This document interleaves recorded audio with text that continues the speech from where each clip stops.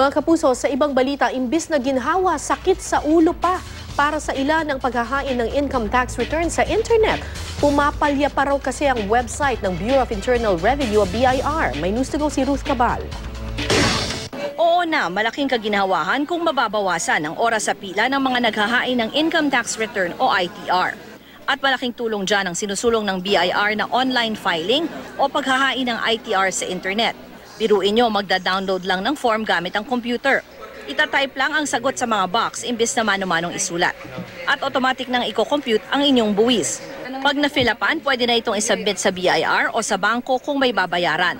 Pero paano ka naman makakapag-file online kung ito ang lumalabas sa BIR website kung saan ka pwedeng mag-download ng electronic forms? 2 araw na raw na ganyan ang bumubulaga kay G. Nagkukumahog pa naman siya para umabot sa April 15 deadline at para hindi na magbulta. This web page is not available.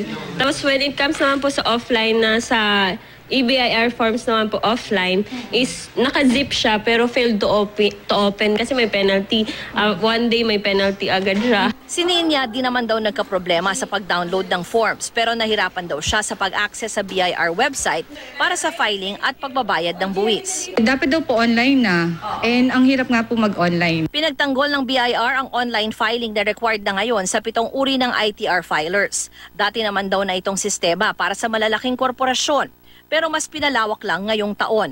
Every filing season, alam mo naman ang Pilipino, they file during deadlines. And we are trying to manage these problems encountered by taxpayers. Abiso ng BIR sa mga tulad ni G na nahihirapan mag-download ng form sa website nila, pwede ring mag-download sa knowyourtaxes.ph at sa dof.gov.ph.